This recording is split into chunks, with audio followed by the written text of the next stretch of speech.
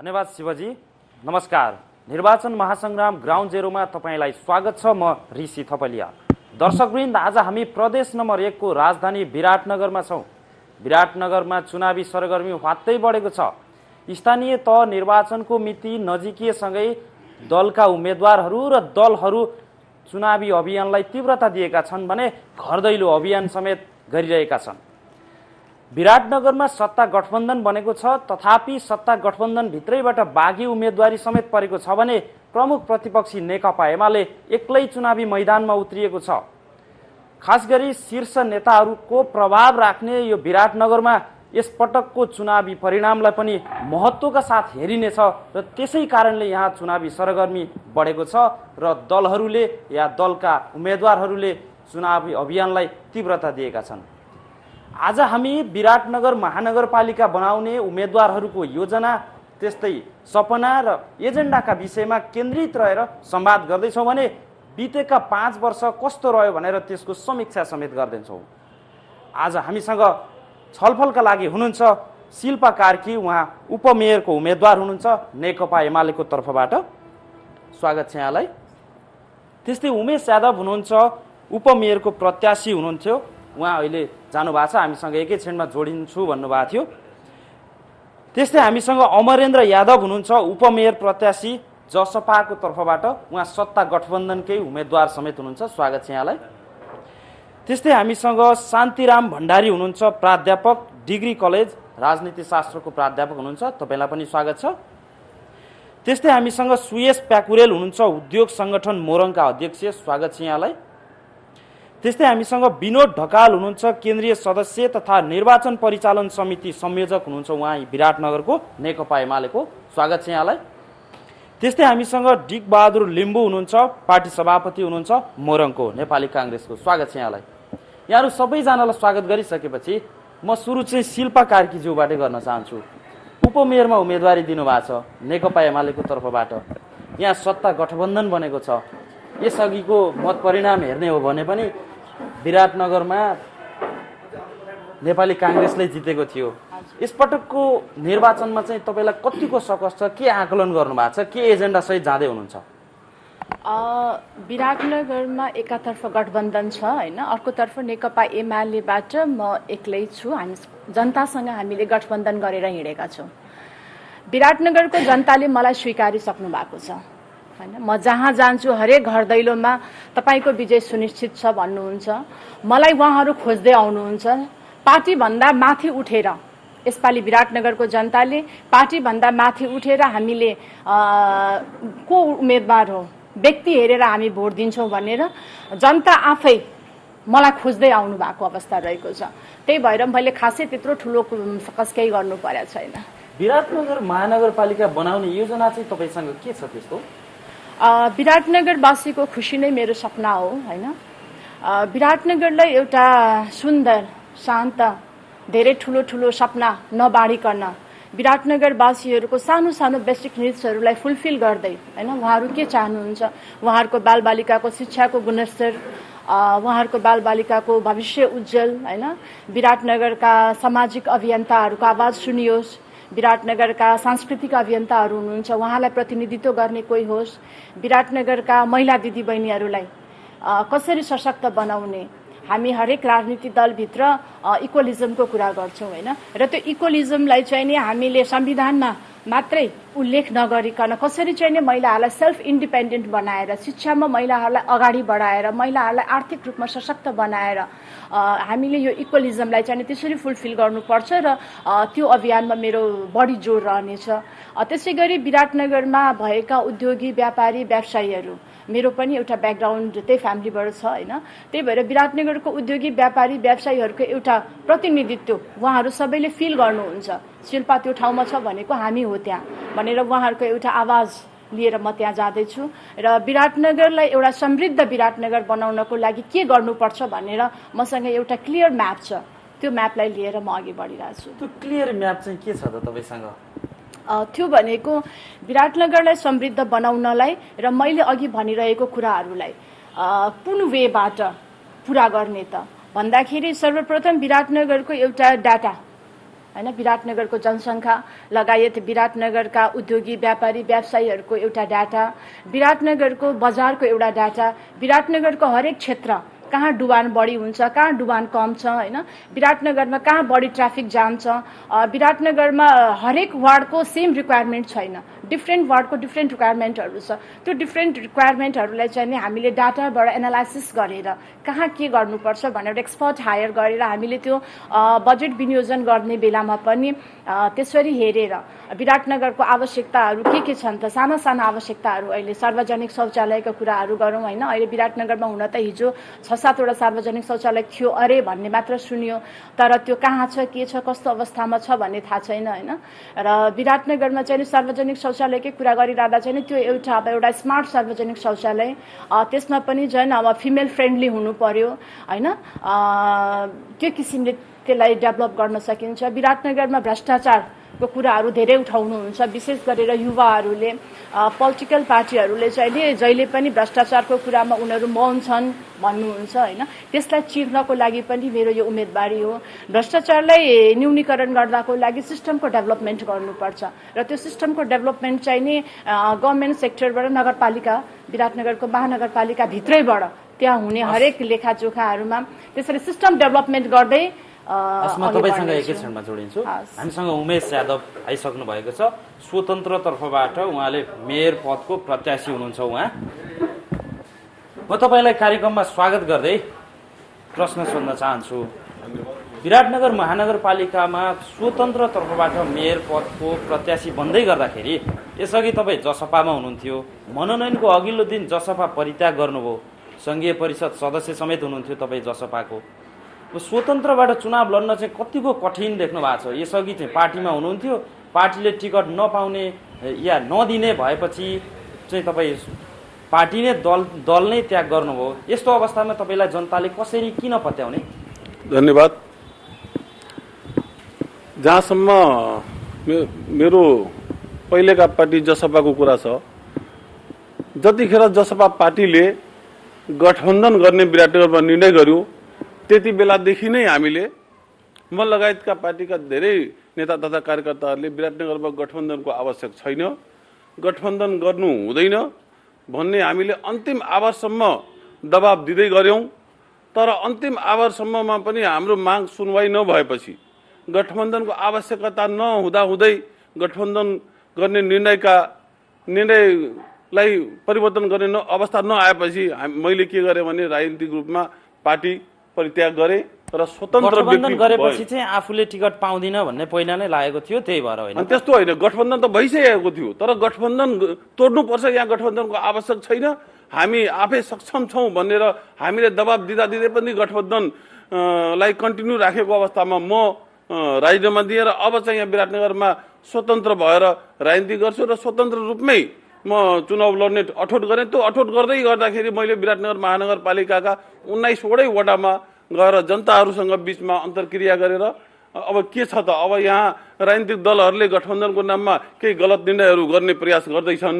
अब हामीले त्यो गलत निर्णय स्वीकार्ने हो कि हामीले जनताको भावना अनुसार अगाडि बढ्ने हो भन्ने निष्कर्ष सहित यदि जनताको माझमा जाँदाखेरि उहाँहरूले होइन, यो गठबन्धनको नाममा जुन जनतामाथि शासन गर्न खोज्दैछ त्यसको विरुद्धमा तपाईँले अगाडि बढ्नुपर्छ, त्यो मेन्डेट स्थानीय स्तरबाट आइसकेपछि म स्वतन्त्र रूपमा अगाडि बढेको हो। ठिक छ, चुनाव जित्नकै लागि उम्मेदवारी दिनुभएको कि फगत उम्मेदवारीका लागि उम्मेदवारी दिनुभएको? चुनाव जित्नको लागि हो। मैले अघि नै भनिसकेँ, स्थानीय 19 वार्डमा म गएर सर्वेक्षण गरेर जनताहरूको बिचमा अन्तर्क्रिया गरेर आएर उम्मेदवारी दिएको। त्यसै कारणले म चुनाव जित्नको लागि मेरो उम्मेदवारी हो र चुनाव जनताले मलाई जिताउँछन्। एकातिर काङ्ग्रेस सहितको गठबन्धन छ, अर्कोतिर बलियो एमाले छ। यस्तो अवस्थामा स्वतन्त्र तर्फबाट उम्मेदवारी दिएर निर्वाचित हुनुहुन्छ भन्ने कुरा चाहिँ जनताले कसरी पत्याउने, मतदाताले कसरी पत्याउने? तपाईँलाई थाहा छ 62-63 को मधेस आन्दोलन, मधेस विद्रोह, एक रातमा रातारात मधेस आन्दोलनबाट मधेसी जनअधिकार फोरम नेपाल जन्मेर राष्ट्रिय रूपमा ठुलो पार्टी बनेको हो। त्यसकारण जनताभन्दा ठुलो शक्ति कोही पनि होइन। जनताले चाह्यो भने एक रातमा कायापलट गर्न सक्छन्। सबभन्दा ठुलो शक्ति नै जनता हो। जनताले यी राजनीतिक दललाई शासन गर्न र नोकर भएर जनताको नोकर भएर नेतृत्व गर भनेर पठाएको, यहाँ राजा बन्नलाई उनीहरूले पठाएको होइन। त्यसकारणले जनताले अब आउने निर्वाचनमा 30 गतेको निर्वाचनमा वास्तवमा तिमीहरू शासक होइन, तिमीहरू नोकर हौ, तिमीहरू सही ठाउँमा आऊ भनेर देखाउनेछन्।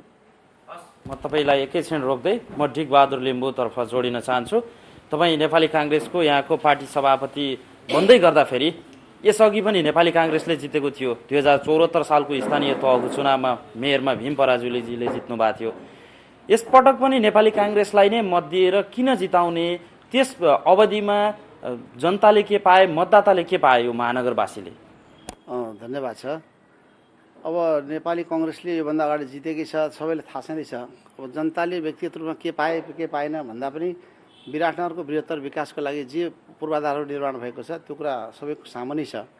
र अझै पनि यो नेपाली काङ्ग्रेसले गठबन्धन गरेर अगाडि जनताको बिचमा जाने जुन प्रयत्न गरिरहेको छ, यो गठबन्धन चाहिँ राष्ट्रिय आवश्यकता हो, यो सबैले थाहा छँदैछ।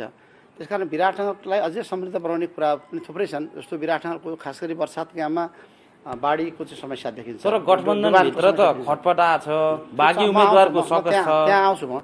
विराटनगरको प्रपर डुबानको समस्या, तटबन्धनको समस्या छ।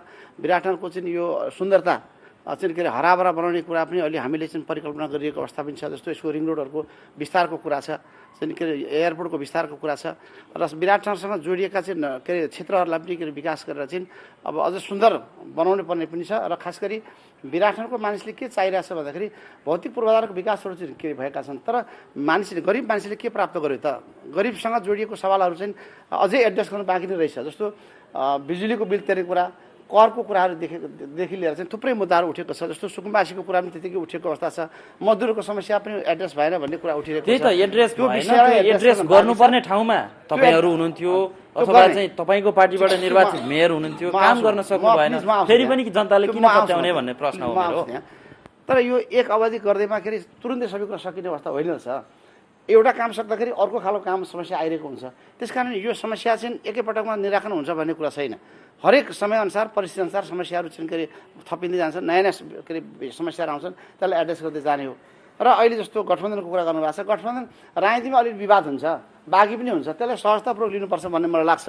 चित्त बुझ्दैन साथीहरूले, चित्त नबुझेको कारणले भागी ठोक्नुभयो, उहाँ पार्टी छोड्ने भन्नुभयो ओबीसीले। यो खालको त राजनीतिमा हुन्छ नि त। राजनीतिमा असम्भव भन्ने कुरा केही पनि छैन। तर कुनै पनि कुरालाई सम्बोधन गर्नको निमित्त राजनीतिक शक्तिहरू एक ठाउँमा उभिएर साझा धारणा बनाउँदाखेरि समग्रमा चाहिँ के देशमा नीति नियम बन्छ। त्यो नीति नियमले देशलाई ड्राइभ गर्छ, देशको विकास हुन्छ, देशमा शान्ति स्थापना हुन्छ। त्यसको निमित्त नेपाली काङ्ग्रेसले प्रतिबद्ध भएर काम गरिरहेको कुरा सबैले थाहा छँदैछ। त्यसकारण आगामी दिनमा पनि नेपाली काङ्ग्रेसले एउटा चाहिँ के राजनीतिक पुरानो राजनीतिक सङ्गठन हो, यसलाई चाहिँ अभिभावकको भूमिका अहिले पनि गरिरहेको छ। कि जस्तो नेपाली काङ्ग्रेस अहिले सरकारमा जानुपर्ने मेजोरिटी होइन नि त, त्यो त आवश्यकता चाहिँ सिर्जना भयो नि त। नेपालको राजनीति चाहिँ अस्थिर छ, त्यो कारणले नेपाली काङ्ग्रेसले फेरि पनि 23 सिट लिएर पनि बसेको काङ्ग्रेसले फेरि पनि नेतृत्व गर्नुपर्ने अवस्था सिर्जना किन भयो भन्दाखेरि देशमा अस्थिरता छ। यहाँ चाहिँ के अरे अझै पनि राजनीतिक कोर्स कम्प्लिट भइरहेको अवस्था छैन। र अब हामीले चाहिँ यो कुरालाई व्यवस्थापन गर्दै जानु पनि पर्दछ। र यो नेपालको आर्थिक चाहिँ विकास र सामाजिक न्याय र सांस्कृतिक न्यायको कुराहरू चाहिँ हामीले केही उठान गरेर चाहिँ कम गरेछौँ भन्ने चाहिँ अहिले जनताले महसुस गरेको छ। र हामी नेपाली काङ्ग्रेसले पनि त्यो कुरा महसुस गरेका छौँ। त्यो विषयहरू एड्रेस गर्नको निमित्त पनि अहिले हामीले गठबन्धन गरेका छौँ। मेयरमा नागेश कोइराला, उपमेयरमा चाहिँ डाक्टर अमर शाह हुनुहुन्छ। गठबन्धन चाहिँ स्वार्थ मिलाउनको लागि, निर्वाचित हुनको लागि होइन र यो जनताको लागि बनेको गठबन्धन त होइन। त्यस हिसाबले किन पत्याउने जनताले? त्यो त राष्ट्रिय आवश्यकता देखियो नि त। अब जस्तो यहाँ विनोदजी हुनुहुन्छ, उहाँहरूले चाहिँ द्वितीयभन्दा नजिकको मत प्राप्त गरेको, तर देश त चलेन नि त। देश नचल्ने परिस्थिति किन बन्यो भन्दाखेरि एब्सोल्युट मेजोरिटी चाहिँ नेकपाले प्राप्त गर्दै गर्दा पनि हाँक्न सकेन। र यो खालको गठबन्धन, यो खालको चाहिँ के अरे सरकारले अहिले हाँक्नु पर्ने परिस्थिति बन्यो। त्यसलाई चाहिँ सत्ता स्वार्थ भन्न मिलेन। देशको चाहिँ के अरे यो पद्धतिलाई बचाउनको निमित्त पनि चाहिँ गठबन्धनको आवश्यकता भयो नि त। संसद विघटन भएको हामीले थाहा छ, संसद दुई पटक विघटन भयो। यसले चाहिँ देशमा अस्थिरता चाहिँ के अरे निम्ति आयो। त्यसलाई स्थिरतातर्फ मुलुकलाई लानको निमित्त चाहिँ अन्य राजनीतिक दलहरूको चाहिँ के अरे समझदारी गरेर गठबन्धन गरेर यो मुलुकको राजनीतिलाई स्थिरतातर्फ लानुपर्छ। र जनतालाई चाहिँ के अरे आधारभूत आवश्यकता जे चाहिँ के अरे चाहेको छ त्यसलाई पूर्ति गर्दै जानुपर्छ भन्ने सङ्कल्पका साथ यो गठबन्धन बनेको कारणले गर्दाखेरि यो सत्ता गठबन्धनको लागि जित्नको लागि मात्रै हो, स्वार्थको लागि मात्रै हो भनेर छोटो र चाहिँ के अरे संक्षिप्त परिभाषित गर्नुहुन्न। यसलाई समग्रमा चाहिँ राष्ट्रिय रूपमा लिँदाखेरि चाहिँ यसको आधारभूत आवश्यकता हो भन्ने कुरा प्रश्न भएको छ। त्यसकारण यो गठबन्धनलाई चाहिँ के अरे आफ्नो हिसाबले परिभाषित गर्ने कुरा छँदैछ। विभिन्न राजनीतिक दलले चाहिँ के अरे परिभाषित गर्ने कुरा पनि छँदैछ, त्यहाँभित्रका साथीहरूले चाहिँ सहमति असहमति गर्ने कुरा पनि छँदैछ। तर पनि यो गठबन्धनले चाहिँ अब स्थिरता दिनुपर्दछ। हामीले पनि भनेका छौँ गठबन्धन नगर्दा पनि हुन्छ भने नगरौँ भनेर हामीले पार्टी पङ्क्तिमा छलफल गरे पनि हो। तर पनि यो गठबन्धनको माध्यमबाट देशमा स्थायी शान्ति हुन्छ, विकास हुन्छ, समृद्धिको बाटोमा मुलुक जान्छ भने यसलाई हामीले चाहिँ के अरे अलिक परसम्म निरन्तर दिएर लानुपर्छ भनेर हामीले भनेका छौँ। र हामीले 46 साललाई पनि एकपल्ट हेऱ्यौँ। 46 सालको आन्दोलन गर्दाखेरि कम्युनिस्टहरू र काङ्ग्रेस मिलेर संयुक्त रूपमा आन्दोलन गर्दाखेरि प्रजातन्त्र स्थापना भएको थियो। त्यो पार्टी शक्तिहरूले अलिक परसम्म गठबन्धन गरेर जाउँ भनेर त्यतिखेर पनि हामीले कुरा उठाएको थियौँ। तर शीर्ष पङ्क्तिमा नेताहरूले त्यो कुरालाई चाहिँ स्वीकार गर्ने अवस्था बनेन। अलग अलग चुनाव लड्यौँ। अब त्यो अलग अलग लड्दै जाँदाखेरि यहाँसम्म आउँदै गर्दाखेरि फेरि पनि विभिन्न राजनीतिक दलहरू एक ठाउँ बसेर काम गर्नुपर्ने रहेछ भन्ने कुरा चाहिँ यसले सन्देश दिएको अवस्था छ। त्यसकारण यो गठबन्धन आवश्यकता हो। हस्, तपाईँसँग म फेरि पनि एकछिनमा जोडिन्छु। अमरेन्द्र यादवजी, तपाईँ सत्ता गठबन्धनको तर्फबाट उपमेयरको उम्मेदवार बन्दै गर्दाखेरि विराटनगरलाई म यस्तो बनाउँछु भन्ने के दाबीसहित, के योजनासहित, के एजेन्डासहित तपाईँ उपमेयरको प्रत्याशी बन्दै हुनुहुन्छ?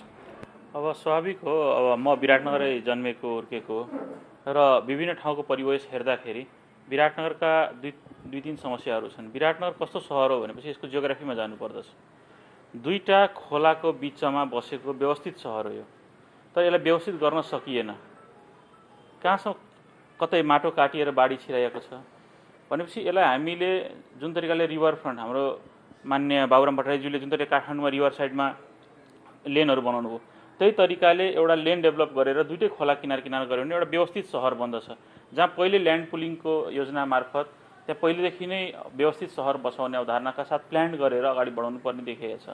किनकि विराटनगर अस्तव्यस्त छ। बाटोहरू बने तापनि कुनै बाटो 8 फिटको छ, कुनै 6 फिटको छ, जहाँ सिङ्गल लेन गाडीहरू जाने समेत अवस्थाहरू छैनन्। त्यो व्यवस्थित गऱ्यो भने त्यो एउटा सहर पनि व्यवस्था भयो, त्यहाँबाट तपाईँको बाढीको समस्या पनि रोकियो र बिच सहरबाट जुन ट्राफिकको मोमेन्टहरू छ त्यो मोमेन्टहरू पनि घट्छ। एउटा पार्ट यो छ। अर्को पार्ट सुन्दर विराटनगर कसरी बनाउने त? विराटनगरमा अहिलेसम्म फोहोर व्यवस्थापनको केही पनि योजनाहरू छैनन्। डम्पिङ साइटमा सामानहरू लग्यो, त्यहाँ पुर्यायो, त्यति मात्रै छ। त्योभन्दा अगाडि थप केही पनि छैन। फोहोर दुई प्रकारका छन् विराटनगरमा। एउटा तपाईँको हाउसहोल्ड फोल्ड छ, अर्को केमिकल र बायोमेडिकल वेस्टेजहरू छ। यो केमिकल र बायोमेडिकल वेस्टेजहरूको कुनै पनि यहाँनिर व्यवस्थापन गरिएको छैन। जस्तो अस्पतालबाट निस्किएको आन्द्रा बुढी भयो, काटिएका पाठेघर हुन्, चाहे मरेको बच्चा हुन्, यिनीहरूको व्यवस्थापन कहीँ पनि गरिएको छैन। तर सेन्ट्रिफ्युगल मेसिन व्यवस्थापन गरेर कुनै ठुलो लागतको पनि खर्च होइन, 2-2.5 करोड रुपियाँको लागतको खर्च हो। त्यसले गर्दा एउटा ठुलो रोग पनि नियन्त्रण दिनमा रोक्दछ। त्यस्तै हाउसहोल्ड वेस्टेजहरूलाई चाहिँ तपाईँ हामीले वर्गीकृत गरेर कम्पोस्टमा कन्भर्ट गर्न सक्छौँ र हार्ड वेस्ट जुन सलिड निस्किन्छ त्यसमा ब्रिक्स गरेर हामीले रोडको किनार किनारमा पनि लगाउन सक्छौँ, प्लान्टिङ गर्न सक्छौँ। यस्ता विभिन्न योजनाहरू छन्। ठिक छ, यी योजना त भइ नै हाले। अन्य उम्मेदवारहरूभन्दा मसँग फरक योजना मसँग यो छ, त्यस कारणले मलाई पत्याउनुहोस्, मलाई मत हाल्नुहोस् भन्ने के छ तपाईँसँग? अब अरू यो साथीभाइहरूले चाहिँ म यो ठाउँमा जितेर जान्छु अनि गर्छु, म यसरी गर्छु त्यसरी गर्छु भनिरहँदाखेरि मेरो आफ्नै पनि एउटा कार्यक्षेत्र छ। मैले त्यो आफ्नो कार्यक्षेत्रमा मैले आफूलाई सफल बनाएर देखाइसकेको अवस्था छ। साथै स्वास्थ्य सेक्टर रहेको हुनाले मैले स्वास्थ्य सेक्टरमा जतिखेर विराटनगरमा तपाईँको दक्षिणी बेल्टमा एउटा पनि स्वास्थ्य चौकीहरूको अवस्था राम्रो थिएन। आजको दिनमा 7वटा वडामा 7वटै वडामा आधारभूत स्वास्थ्य चौकी छन्, 2टामा मुद्दा लागेर अड्किएको अवस्था छ। त्यसै गरी तपाईँको प्रसुति गृह, म त्यतिखेर स्वास्थ्य मन्त्रालयमा अलिकति रहँदाखेरि प्रसुति गृह यहाँ आएको छ। अहिले 95 बेडको प्रसुति गृह एकदम अत्याधुनिक छ। यहाँसम्म कि नेपालमा अहिलेसम्म पहिलो प्रसुति गृह हो जसमा तपाईँको ओटी सकिने बित्तिकै पोस्टअपमा राख्ने व्यवस्था कहीँ पनि थिएन, सिधै वार्डमा डेलिभर गर्ने व्यवस्था। यसमा सबै आधुनिक व्यवस्था आफैले नक्साङ्कन गरेर बनाएको ठाउँ छ। त्यसरी नै त्यतिखेर विवादास्पद निर्णय गरेर तपाईँको डिजीलाई मेसु बनाएर पठाएर सम्पूर्ण भवनहरू खाली गराउने योजनाहरू ल्याएको थिए। त्यसकै स्वरूप आजको दिनमा कोशी अञ्चल अस्पतालमा ठुलो भवनहरू बनेको देख्नुहुन्छ। यो साथसाथै नेसनल ट्रेनिङको बिल्डिङ चाहिँ तपाईँको बन्द रहेको अवस्था थियो। ठिक छ, तपाईँले यो दाबी गरिरहँदाखेरि सत्ता गठबन्धनको तर्फबाट तपाईँले यसपटक टिकट हात पार्ने चाहिँ काम कसरी गर्नुभयो भने सत्ता गठबन्धनमा तपाईँले या चाहिँ तपाईँको राजनीतिमा खासै योगदान थिएन भन्छन्।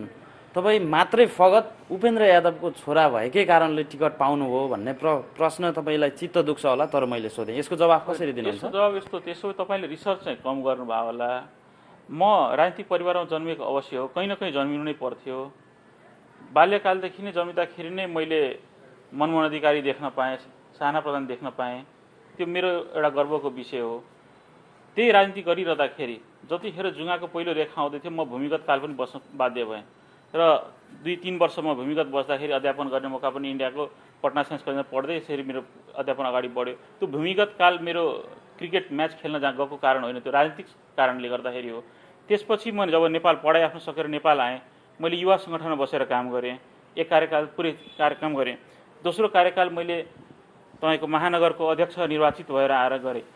राजनीतिमा यदि मैले बुवाको विरासतबाट पाउने भएको भए अहिलेसम्म 3 कार्यकाल तपाईँको समानुपातिक सांसद, जिएम वा त मन्त्री नै भइसकेका हुन्थे। नेपालमा 6 महिनाका लागि मन्त्री बन्न कुनै पनि पद पनि चाहिँदो रहेनछ। तर अहिले चाहिँ के आरोप लागेको छ भने यो सत्ता गठबन्धन किन पनि बन्यो भने काठमाडौँमा श्रीमतीले पाउनु भएको छ कुनै प्रभावशाली नेताको, त्यसपछि भरतपुरमा छोरीले पाउनु भएको छ प्रभावशाली नेताको छोरीले, यहाँ चाहिँ प्रभावशाली नेताको छोरोले सत्ता गठबन्धनको तर्फबाट उपमेयरमा पाउनु भएको छ। मैले यो प्रश्न गर्न नपाउने त्यस कारणले होइन। हजुरले एउटा के अनुसन्धान गर्नु पर्यो भनेपछि तपाईँले लिएका नामहरूको ल्याटरल इन्ट्री भएको छ कि राजनीतिमा सक्रिय भूमिका निभाएर अगाडि बढेको छ, कि त राजनीतिमा निषेध गर्नु पर्यो कि राजनीतिक परिवारबाट मान्छे राजनीतिमा आउने हो। तर के छ ल्याटरल इन्ट्री भएको हो कि त राजनीतिमा सक्रियता ल्याएको हो, यस विषयमा छर्लङ्गै छन् जनताहरू, त्यसमा कुनै दुविधा छैन। अब तपाईँ विराटनगर बनाउने खाका मैले यस्तो यस्तो छ मसँग भन्दै गर्दाखेरि निर्वाचित हुन्छु भन्नेमा चाहिँ विश्वस्त हुनुहुन्छ? होइन, निर्वाचित हुन्छु। जनताले आज यो 3 वर्षमा जनताको बिचमा म पुगेको छु। महानगर मैले चुज गरेकै त्यतिखेर अधिवेशनमा फाइट गर्दाखेरि मैले क्लियरली भनेको थिएँ नगरको अधिवेशनमा कि म मेयरको प्रत्याशीको लागि तयार गर्दैछु। सम्भवतः के भयो भने पार्टीहरू गठबन्धन हुँदै जाँदाखेरि हामीहरूले चाहिँ मेयर पद हामीले पार्टी छोड्नुपर्छ, हामी पार्टीको अनुशासित कार्यकर्ता हौँ र पार्टीले दिएकै लाइन अनुसार हामी अगाडि बढ्यौँ। त्यसपछि हामीले मेयर वा उपमेयर भनेर हामीले नाम सिफारिस पनि गरेका थियौँ। त्यस सिफारिस मध्येमा त्यहाँ सिफारिस छान्ने कमिटीमा मेरो बुवा हुनुहुन्न थियो। त्यही पनि मैले त्यहाँनिर के थियो भने अनुभवको हिसाब र महानगरको अध्यक्षको हैसियतले मैले पाएँ र जनताको साथ सहयोग सबै छ मसँग। मलाई दुवै समुदायको व्यक्तिहरूले रुचाइराख्नु भएको छ। अहिले तपाईँको यो कार्यक्रममा आउनुभन्दा अगाडि पनि म वडा नम्बर 2 र 3 मा घर दैलो सकाइरहेको थिएँ। हस्, तपाईँलाई म एकैछिन रोक्दै विनोद ढकालतर्फ जोडिन चाहन्छु। म तपाईँ यहाँको निर्वाचन परिचालन समिति संयोजक पनि हुनुहुन्छ विराटनगरको, त्यस्तै पार्टीको केन्द्रीय नेता पनि हुनुहुन्छ। यसपटकको निर्वाचनमा नेकपा एमालेलाई सत्ता गठबन्धनले अलिकति सकस पार्ने हो कि भन्ने आकलन पनि भइरहेछ र यहाँ पनि सत्ता गठबन्धन बनेको अवस्थामा तपाईँको उम्मेदवारले विजयी हुने सुनिश्चितता चाहिँ के छ? उम्मेदवार विजयी हुनुहुन्छ भन्ने? हस्, धन्यवाद छ। यो पहिलो कुरा त यो गठबन्धनकै बारेमा अलिकति केही भन्नुपर्ने भयो। टिकबारजीले केही प्रसङ्ग पनि उठाउनु भयो। यो गठबन्धन नितान्त नामै सत्ता गठबन्धन, यो सत्ताका लागि गरिएको अपवित्र अराजनीतिक गठबन्धन हो। यसको कुनै राजनीतिक उद्देश्य लक्ष्य छैन भन्ने कुरा लगभग पुष्टि भइसकेको छ। अहिले चुनावकै सन्दर्भमा पनि उहाँहरू चुनावमा गठबन्धन गर्नुभएको छ। जोइन्ट स्टेटमेन्ट, जोइन्ट घोषणापत्र, जोइन्ट कार्यक्रम पनि लिएर आउन सक्नु भएको छैन। आफ्ना आफ्ना कार्यक्रम लिएर गठबन्धन भन्ने बित्तिकै यो गठबन्धनको त्यस्तो कुनै म उद्देश्य हैसियत त्यस्तो राम्रो सुन्दर पवित्र देख्दिनँ, पहिलो कुरा। दोस्रो कुरा के छ भने यो चुनावको जुन स्थानीय तहको चुनावको विगतको चुनावको पनि समीक्षा गर्दा गठबन्धनलाई चाहिँ स्थानीय तहको चुनावमा जनताले तिरस्कार गरिसकेका छन् विगतमै। म आफै पनि अघिल्लो पटक गठबन्धनको अभ्यास गरेको मान्छे होइन, उमेशजीले पनि गरेको। अब त्यो गठबन्धन यहाँ मात्रै होइन, अपवाद चितवन बाहेक चितवनमा पनि धाँधली गरेर मतपत्र च्यातेर रिइलेक्सन गराएर अनेक सत्ताको दुरुपयोग गरेर अलिकति परिणाम अनुकूल आयो। नभए यो गठबन्धनको परिणाम चाहिँ स्थानीय तहको चुनावमा अघिल्लो चुनावबाट यो बहिष्कृत भएको हो। विराटनगरमा पनि बहिष्कृत भयो, सबै ठाउँमा बहिष्कृत भएको।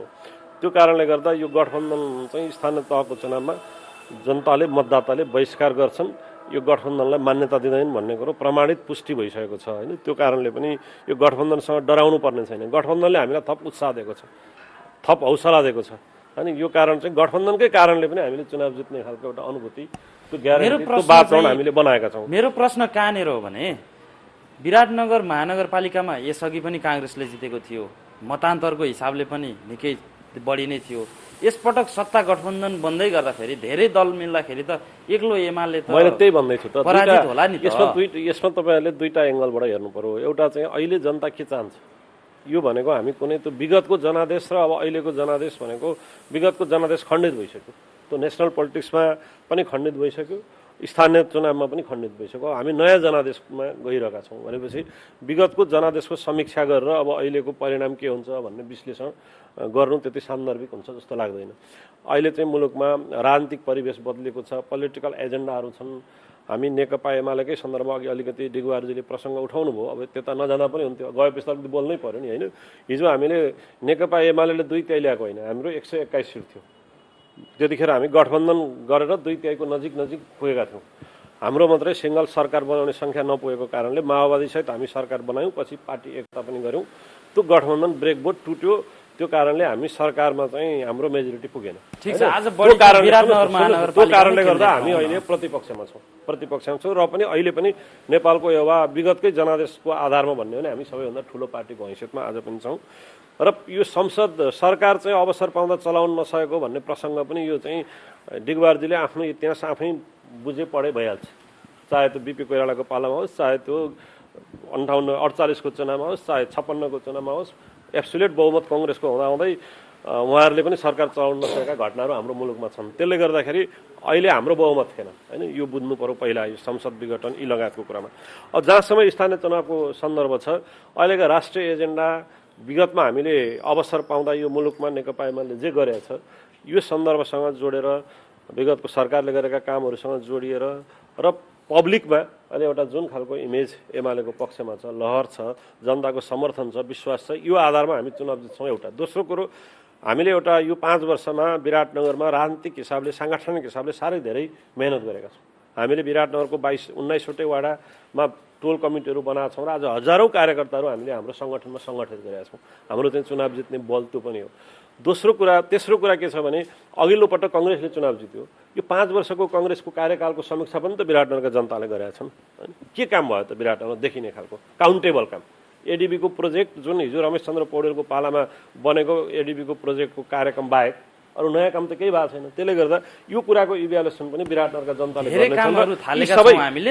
अब अधुरा रहेका कामहरू पुरा गर्नको लागि फेरि पनि हामीलाई नै निर्वाचित गर्नुपर्छ। अधुरा भनेको फिल्डमा वर्कमा होइन, त्यो कागजमा छ, कागजमा अधुरा, बोलीमा अधुरा, वचनमा अधुरा छन् होइन। त्यसले गर्दा यी सबै कुराको आधारमा हामी चुनाव जित्ने प्रशस्त हामीसँग आधार छन्। र जहाँसम्म गठबन्धनसँगको प्रतिस्पर्धाको कुरा छ, मैले अघि नै भने गठबन्धन आफै त्यो चाहिँ अलपत्र परेको छ। अहिले सबैभन्दा अलपत्र यो कोही छ यो चौबाटोमा भने गठबन्धन छ। एकातिर गठबन्धन भनिएको छ, अर्कोतिर बाँकी विद्रोही उम्मेदवार छ। जस्तो के देखिन्छ भने जहाँ काङ्ग्रेसले टिकट पाएको छैन त्यहाँ विद्रोही क्यान्डिडेट छ। भरतपुरमा विद्रोही छ होइन, पोखरामा विद्रोही छ।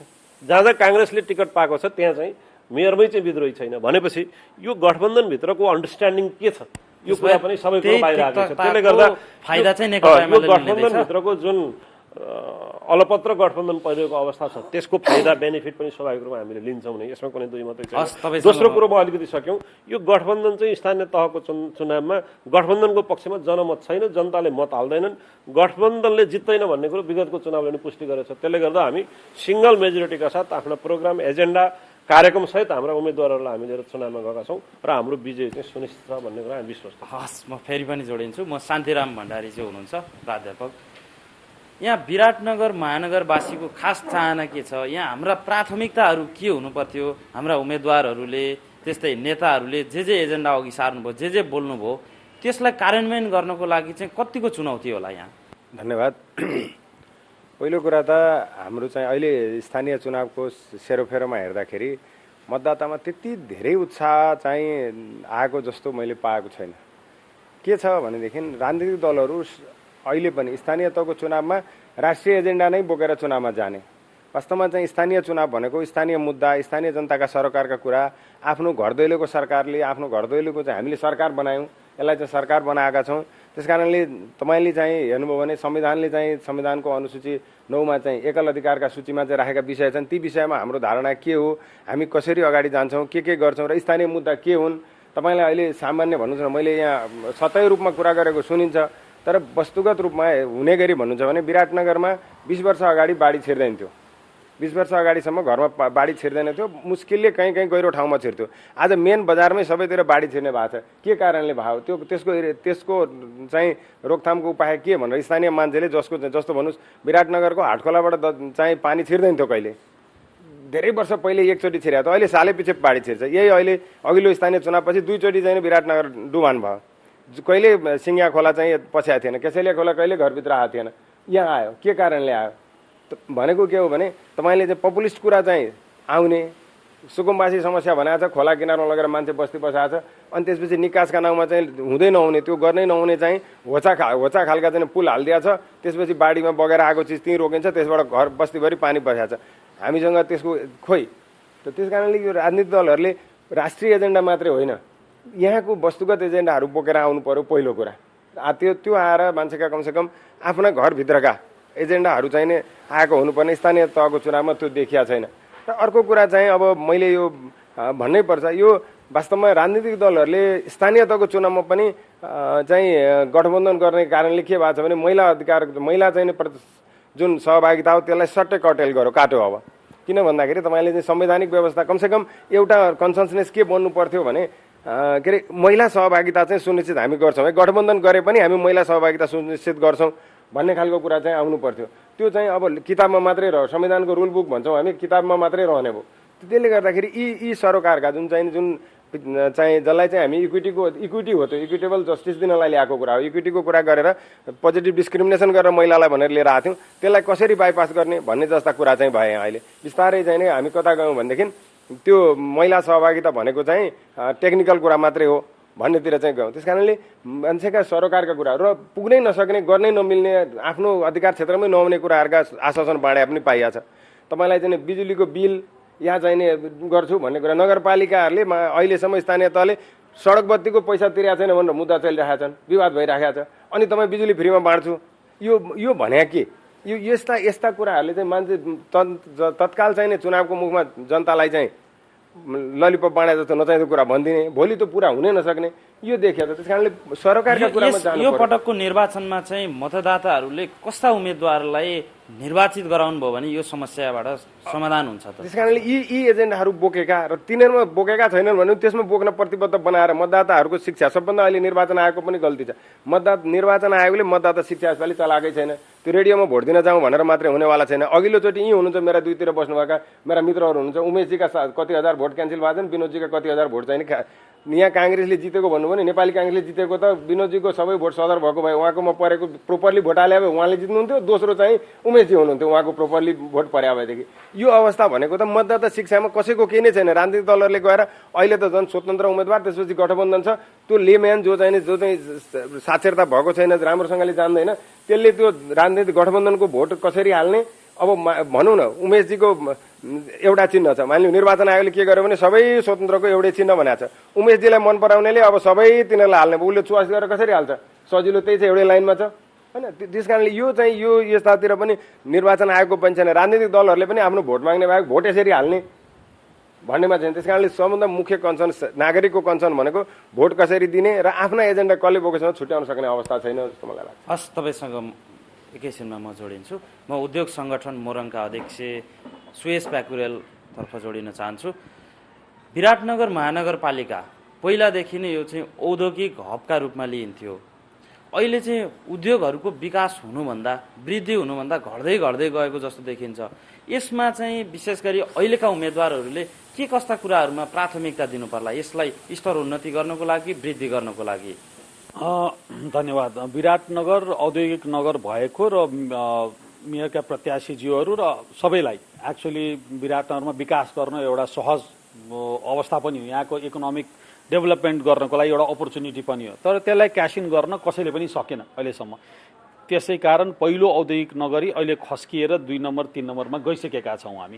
हामीसँग व्यवस्थित औद्योगिकरण कसरी गर्ने, उद्योगहरूलाई कसरी चाहिँ सहजता प्रदान गर्ने भन्नेतर्फ हाम्रो ध्यान केन्द्रित भएन। र यो मेयरको पद चाहिँ के हो भने नितान्त प्राविधिक विषय हो क्या। अब यसमा अघि उहाँले भन्नुभयो नि, यो क्यान्डिडेटहरू फर्स्ट म्युनिसिपल इलेक्सनमा त ठिकै छ, अलिकति कन्फ्युज हुने अवस्था, किन धेरै वर्ष भएन, 20 वर्षको अन्तरालपछि भयो। तर अहिले पनि के छ भने सङ्घीय सरकारले के गर्ने, प्रादेशिक सरकारले के गर्ने, मैले के गर्ने भन्ने कुरामा उहाँहरू कन्फ्युज हुनुहुन्छ। र त्यो कन्फ्युज मैले नेपालभरिको कन्टेक्स्टमा भन्दैछु, र त्यो कन्फ्युज हुनु हुँदैन। मेरा रेस्पोन्सिबिलिटिजहरूका दायराहरू के हुन्, र मैले भने नि यो चिफ एक्जिक्युटिभ अफिसरको रोल हो यो है। यो नितान्त उम्मेदवारहरूले के कस्ता कुरामा प्राथमिकता दिनुपर्छ र स्रोत व्यवस्थापनमा हुन्छ नि, यो स्रोत व्यवस्थापन जुटाउनै नसक्ने कुराहरूमा स्रोत व्यवस्थापन एक्ज्याक्टली त्यही भएर आफूले कमिटमेन्ट त्यही भएर हामी उद्योगी व्यवसायले के गर्छौँ भने आफ्नो आम्दानी हाम्रो रेभेन्यू कति हुन्छ र हाम्रो एक्सपेन्सेस कति हुन्छ मेरो प्रफिट के गर्ने हामीले एउटा प्रोजेक्सनमा काम गर्छौँ त्यो चाहिँ उहाँहरू अलिकति हाइपोथेटिकल हिसाबले जानुभएको हो कि जस्तो लाग्छ मलाई मैले देशव्यापी रूपमा हाम्रो कुनै उम्मेदवारको कमेन्ट गरे होइन मैले र औद्योगिक नगरी यहाँ हामीले विगतमा के गर्यौँ भने इन्डस्ट्रियल एक्जिबिसन सेन्टर बनाउनका लागि सङ्घीय सरकारसँग गुहार्यौँ प्रदेश सरकारसँग गुहार्यौँ नगरपालिकासँग गुहार्यौँ एउटा समिति बन्यो त्यसपछि हामीले एउटा लिजमा 100 इयर्सको लिजमा मोरङ व्यापार सङ्घ र उद्योग सङ्गठन मिलेर जमिन पनि ल्याउँ तर त्यो कस्तो भइदियो भने हामी कहाँ यो चलन नेपालभरिको के भने अग्रिमेन्ट गर्ने र त्यो चाहिँ फोटो खिचाउनेमा चाहिँ एकदमै अगाडि सबैजना एकदम उत्साहित हुने तर त्यो एक्जिक्युसन हो नि सबभन्दा इम्पोर्टेन्ट त्यो बनेपछि न त्यसको रिजल्ट आइसकेपछि त्यसको सार्थकता हुन्छ त्यो चाहिँ हामीले अहिलेसम्म हामी नगरपालिकालाई जसको मेजर रोल थियो पहल गऱ्यौँ यहाँ एउटा एक्जिबिसन सेन्टर इन्टरनेसनल स्ट्यान्डर्डको भयो भने पब्लिक प्राइभेट पार्टनरसिपमा यो जस्तो विराटनगरलाई त यो त यसको कत्रो भ्याल्यु एडिसन हुन्छ हाम्रो बिहार छ बङ्गाल छ उत्तर प्रदेश छ भनौँ न यत्रो छिमेकी र नर्थ इस्ट छ यत्रो छिमेकी चाहिँ हाम्रो ठुलो पपुलेसन 18 करोडभन्दा बढीको पपुलेसन छ त्यो पपुलेसनलाई एट्र्याक्ट गर्न सक्ने व्यावसायिक चाहिँ यहाँ बिजनेस प्लानहरू यति धेरै ल्याउन सकिन्छ औद्योगिकरण गऱ्यो भने यहाँको इन्डस्ट्रीको चाहिँ विकास हुनलाई यस्तो सहज छ तर हाम्रो मेयरहरूलाई अब यहाँका मेयरहरूलाई पनि म एउटा उपमेयरका क्यान्डिडेट हुनुहुन्छ उहाँहरूले पनि यो सेन्सिटिभिटी एउटा के बुझिदिनुपर्छ भने यो ओपन बोर्डर हो यो ओपन बोर्डर भएको हुनाले हाम्रो ट्रेडमा चाहिँ सबैभन्दा बढी चाहिँ हर्डल चाहिँ ओपन बोर्डर छ यहाँको उद्योगहरू नफस्टाउनुको कारण त्यो छ त्यतातिर हामीलाई कसरी प्रतिस्पर्धी बनाउने र हामी कहाँ चाहिँ यहाँ कसरी आकर्षित गर्ने र एउटा अपर्च्युनिटी पनि छ के भने उताको टुरिस्टलाई यहाँ कसरी लिएर आउन सकिन्छ भनौँ न बिहारमा इज अ ड्राई स्टेट त्यो ड्राई स्टेट भएको हुनाले हाम्रो चाहिँ विकेन्ड मनाउन यहाँ आउँछ तर हामीले त्यसलाई क्यापिटलाइज गर्न कतै पनि सकेका छैनौँ र पूर्वाधारको प्लानिङ पनि एकदमै ह्यापाजर्ड अब यो कसैलाई के मन लाग्यो त्यहाँ यो एउटा कुरा बनाइदिउँ भनेर अघि भनौँ न बाढीको कुराहरू सबभन्दा बढी प्रब्लम आएको त बाढीको उद्योगहरूलाई छ उद्योगहरू सबै डुबानमा छन् करोडौँको नोक्सान यो लास्ट कपाल अफ मन्थ्स अगाडि भयो र उद्योग सङ्गठन मोरङले एउटा रिपोर्ट पब्लिस गरेर सिडिओलाई र गृहमन्त्रीज्यूलाई दिएका पनि छौँ हामीले र यत्रो समस्या यो हेपाजर्ड प्लानिङ कतै पनि विशेषज्ञ नलिएर आउने होइन इन्जिनियर्सहरूको कमी छ र यो देशमा तर एउटा इन्डिभिजुअललाई जस्तो लाग्यो हामीले यसो बाटो हिँड्दै गरेर ओह यहाँ यो गर्नु पर्यो यहाँ गर्नु पर्यो यसलाई यसरी बनाइदिउँ भन्ने हिसाबले प्लानिङ भयो त्यो नगरौँ नितान्त एक्सपर्टहरूलाई लिएर आउँ छलफल गरौँ र सबैभन्दा सजिलो पनि छ यहाँ विकास गर्नका लागि तर हामीले चाहिँ यो औद्योगिकरण एउटा अपर्च्युनिटी पनि हो सबैभन्दा मलाई त यो काठमाडौँमा बरु अलिक डिफिकल्ट लाग्छ किन बिगारीसँग भत्काइसक्यो तर यो एउटा चाहिँ अझै पनि यसलाई एउटा प्रपर म्याप गरेर इन्डस्ट्रियल डेभलपमेन्ट कसरी गर्ने टुरिज्म अट्र्याक्सन कसरी गर्ने अर्बन प्लानिङ कसरी गर्ने प्रतिबद्धता जनाउने चाहिँ चुनावमा मात्रै देखिन्छ नि उम्मेदवारहरूले यसलाई चाहिँ यसपटक कसरी तोड्ने त हैन त्यो त उम्मेदवारले नै तोड्ने हो हैन प्रतिबद्धता अनुसारको चाहिँ एक्जिक्युसन गरेर चाहिँ तोड्ने हो र there are to have a proper planning है यो अलिकति अध्ययन पनि गरौँ भन्ने म भन्छु म एउटा सचेत नागरिक यहाँको हामी उद्योग सङ्गठन व्यक्तिगत रूपमा मैले त अघिल्लो मेयर साहबलाई भीम पराजुलीज्यूले उहाँले व्यक्तिगत भन्नु पनि हुन्छ म कुनै पनि कुराको भयो भने नेगेटिभ कमेन्ट सोसियल मिडियामा कहिले पनि लेखिने तर पर्सनल उहाँलाई व्हाट्सएप र भाइबरमा जहिले पनि भन्थे यो गरिदिनुहोस् है यो गर्नुहोस् है यो गर्नुहोस् भने हामी सहयोग गरेर तयार छौँ जुन पार्टीको आए पनि हामी सहयोग गर्नै पर्छ तर उहाँहरूले पनि कस्तो भने धेरै यो पपुलिस्ट काम गरिदिने र एक्जिक्युसन नगर्ने र यो सहरलाई चाहिँ व्यवस्थित बनाउनतर्फ जे गर्नुपर्ने त्यो गर्दै नगरेको भएको हुनाले आज हाम्रो यसो हेर्दाखेरि प्राविधिक रूपमा केही राम्रो देखिन्छ तर यो लङ टर्म सस्टेनेबल डेभलपमेन्ट त भएको छैन नि हस् तपाईँलाई म रोक्दै उमेश यादवजीतर्फ जोडिन चाहन्छु स्वतन्त्रबाट उम्मेदवारी दिनुभएको छ यो सबै काम गर्नको लागि विराटनगर महानगरपालिकामा देखिएका समस्याहरू समाधान गर्नको लागि यो त एउटा टिमवर्कमा काम गर्नुपर्ने होला स्वतन्त्रबाट निर्वाचित हुनुभयो भने पनि भोलि काम गर्नलाई गाह्रो हुने होला यसमा चाहिँ के सोच बनाउनु भएको छ तपाईँले सबभन्दा पहिला म यहाँ विराटनगरवासी हो र म एउटा सामान्य परिवारका किसानका छोरा हो मैले उम्मेदवार हुँदै गर्दाखेरि जनतालाई सपना देखाउने खालका महत्वाकांक्षी योजनाहरू केही पनि लिएर आएको छुइनँ म विराटनगरवासी भएको कारणले यहाँ के गर्दाखेरि यहाँका जनता सुखी हुन्छन् समस्याबाट मुक्ति पाउँछन् दिनचर्या रूपमा भोग्दै गरेका समस्याहरूबाट कसरी मुक्ति पाउँछन् भन्ने कुराहरूलाई लिएर आएको छु म यहाँका तत्कालीन समस्याहरू के छन् जस्तै अहिले मलाई भोक लागेको छ पहिले मलाई खाना चाहिन्छ खाना खाएको छैन, खाना पाएको छैन, भोकले छटपटाइरहेको छु। तर मैले सपना देखिराख्ने भन्नेहरू कुरा हुँदैन, यो गर्छु त्यो गर्छु भन्ने कुराहरू हुँदैनन्। सबभन्दा पहिले त जमिरी समस्या के हो, ग्राउन्डको समस्या के हो, त्यो समस्या समाधान गरेपछि त्यसपछि विराटनगरलाई अब कसरी नेपालमा चिनिने खालका विराटनगर, नेपालमा सबभन्दा अगाडि आउने खालका सिटीको रूपमा स्थापित गर्ने भन्ने कुराहरू हुन्छन्। त्यसकारण मैले लिएर आएका मुद्दाहरू, मैले लिएर आएका एजेन्डाहरू के हो भने विराटनगरलाई उचित फोहोर व्यवस्थापन गर्ने जुन ठुलो समस्याको रूपमा आएको छ, ठुलो डुबानको समस्याको रूपमा प्रत्येक वर्ष विराटनगरवासीले डुबानबाट गुज्रिनु परेको छ। त्यसकारण अहिले त सबैले यो कुराहरू उठाइरहेको छ, तर यो कुराहरू सुरुदेखि नै मैले उठाउँदै आएको छु। विराटनगर केसेलिया खोला र सिङ्गिया खोलालाई उचाइसम्म माटो फिलिङ गरेर दुईटै छेउबाट बाटो निर्माण गरेर जुन हाइवे बाटो छ यसलाई बाइपास हाइवे बाटोको रूपमा हामीले यो सदुपयोग गरेर डुबानबाट मुक्ति दिलाउन सक्छौँ।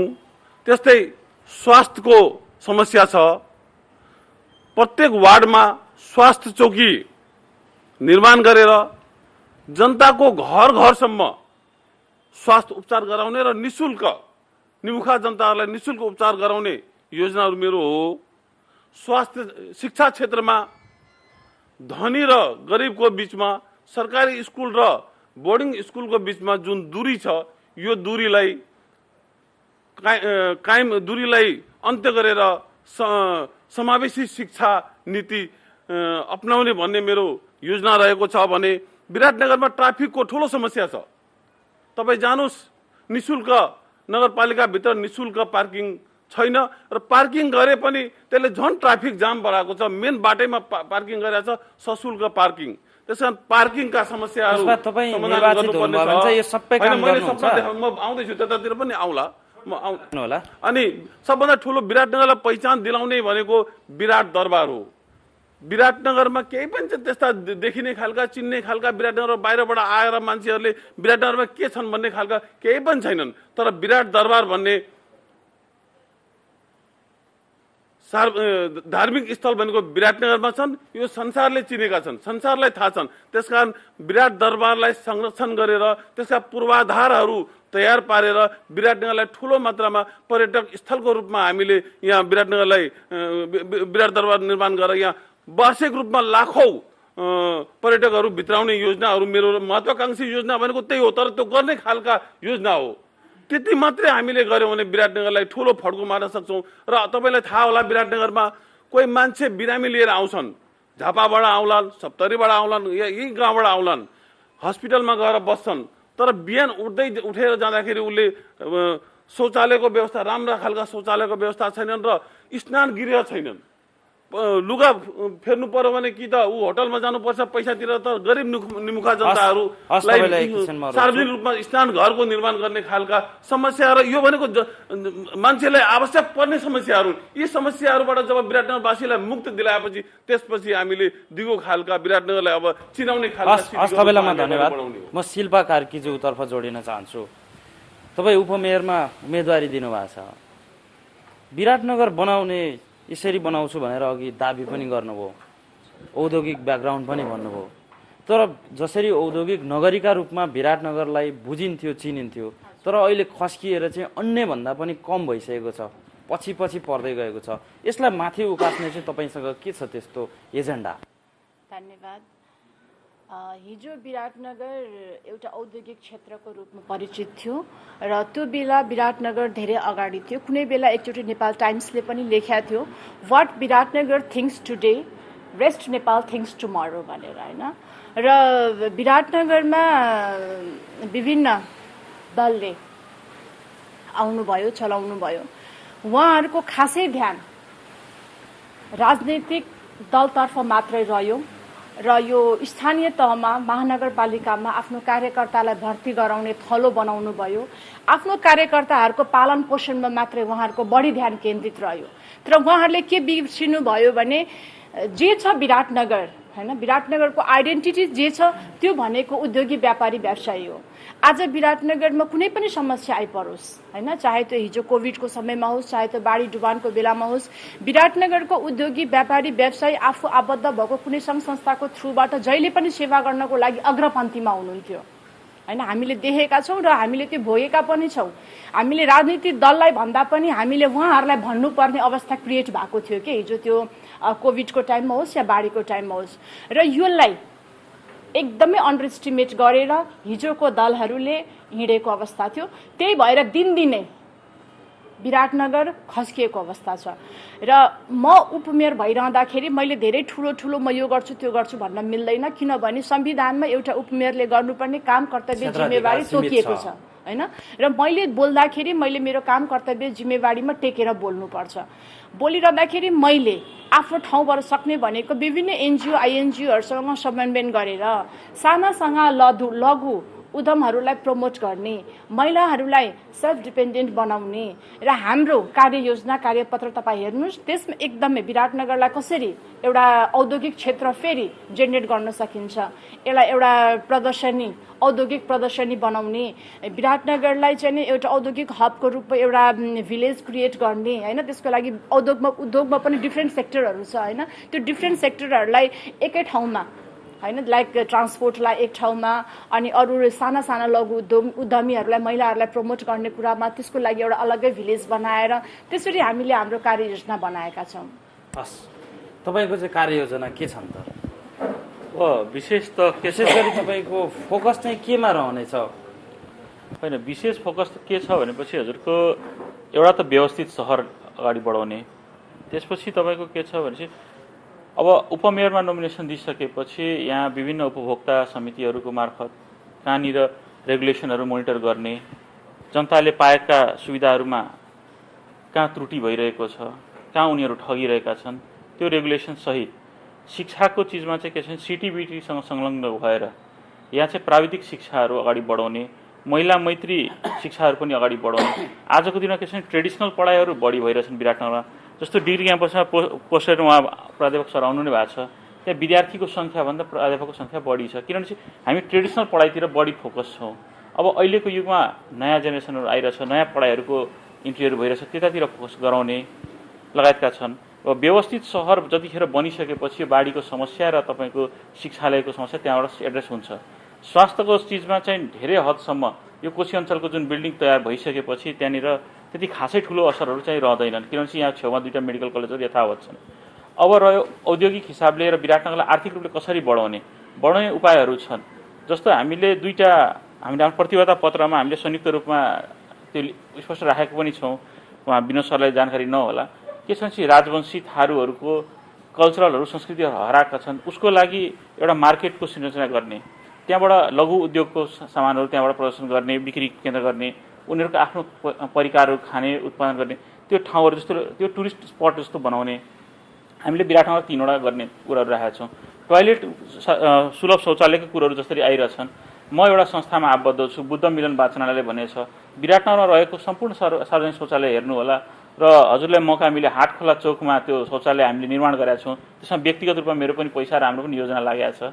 त्यसको व्यवस्थापन हेर्नुहोस्, आज गमलाले भरिएको छ, तपाईँको सफा सुग्घर छ।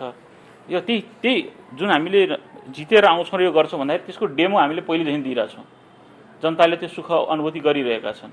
भनेपछि यी कुराहरू विराटनगरमा स्थापित गराएर र ल्यान्ड म्यापिङ, मैले अघि पनि त ल्यान्ड पुलिङ र ल्यान्ड म्यापिङको कुरा गरिरहँदाखेरि के छ भनेपछि लघु उद्योगको बेल्ट एउटा, तपाईँको कमर्सियल ठुलो इन्डस्ट्रिजहरूलाई एउटा बेल्ट गरेर घर दैलो अभियानमा जाँदै गर्दा चाहिँ मतदाताहरूको अपेक्षा चाहिँ के रहेछ तपाईँहरूसँग? होइन, स्थानीय निकायमा मतदाताको अपेक्षा एउटा के भन्छ स्थानीय तपाईँको समस्याहरू बुझिदिने, यहाँको जस्तो समस्याहरू छ, जस्तो खाद समयमा पुग्दैन, निकाय सरकार निकायको त्यहाँ समस्या आएको छ, तपाईँको हरेक क्षेत्रको आफ्नो वडागत स्थितिमा फरक छ। जस्तो 18 नम्बर वडा हो, 18 नम्बर वडा हिजोको दिनमा बुधनगर गाविस थियो, अचानक एकैचोटि नगरपालिकाको अनुहार पनि हेर्न पाएन, उपमहानगर पनि हेर्न पाएन, सिधै महानगरपालिकामा आएको छ, उसका आफ्नै समस्या छन्।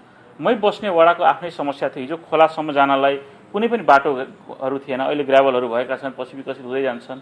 जस्तो स्थानीय समस्या कस्तो, जस्तो कोही मान्छे बितिसकेपछि अन्त्येष्टि गर्ने ठाउँहरूमा पानी परेको बेलामा व्यवस्थित छैन, यिनीहरू यथावत समस्या छ। यो समस्याहरू चाहिँ बढी आकर्षित मान्छेहरूले चाहिँ खोज्ने गरेका छन् र विराटनगरमा योपालि चाहिँ एउटा कुरो के छ भने चाहिँ हामी दागी, हामी उपभोक्ता समितिमा पैसा ठगेर त्यो निषेध गरिएका नेताहरूलाई हामी छिर्न दिन्नौँ भन्ने एउटा स्पष्ट मनोधारणा छ। केही मनोधारणा कस्तो पनि आएको छ भने हाम्रो बेडतिर त कस्तो पनि जुन व्यक्तिको नोमिनेसनै किर्ते छ त्यसलाई हामी कसरी जिताउँछौँ भन्ने कुरोहरू पनि आइरहेको छ। त्यस विषयमा सर्वोच्चमा मुद्दा पनि परिसकेको छ। अनि के छ भने मान्छेले स्वच्छ छवि खोजेको छ, किन स्वच्छ छवि भएको मान्छेले नेतृत्व गरे मात्र विराटनगर पनि स्वच्छ हुन्छ। हस्, तपाईँलाई धन्यवाद। टेकबहादुर लिम्बुजी, अहिलेसम्म विराटनगरले 7 जना प्रधानमन्त्री पाइसकेको रहेछ। त्यति हुँदा त विकास हुन सकेन, विराटनगरमा जति विकास हुनु पर्थ्यो त्यति हुन सकेन भने तपाईँ पनि जिल्लामै नेतृत्वमा हुनुहुन्छ, निर्वाचितै नभए पनि जनप्रतिनिधि नै नभए पनि विराटनगरको विकासको योजनाको खाका बनाउन सक्नुहुन्थ्यो होला, तर किन हुन सकेन त्यो? अब विराटनगरको कुरा हेर्दाखेरि अन्त हेर्दाखेरि विराटनगरतिर सबै बजेट लगेर हाम्रोतिर बनाएन गुनासो पाइन्छ। पूर्व मेची महाकाली हिँड्दाखेरि समग्रमा अब हामी कुनै क्षेत्र केन्द्रित भएर विकास भयो भएन भन्ने भन्दा पनि समग्रमा राष्ट्रले हेर्दाखेरि राष्ट्रको चाहिँ के अरे पर क्यापिटल इन्कम कति हो त, हाम्रो रिसोर्स कति हो त, हामी त चाहिँ आफ्नो अर्थतन्त्रले धान्न सक्ने अवस्था त छैन। नेपालको चाहिँ के अरे यो व्यवस्था यो कसरी चलिरहेको छ भन्ने कुरा त हामीले बुझेकै छौँ। हामी चाहिँ के अरे लोनमा चलेका छौँ, अनुदानमा चलेका छौँ। हाम्रो चाहिँ आफ्नै उत्पादन आफूले चाहिँ के अरे धान्न सकेको अवस्था पनि छैन।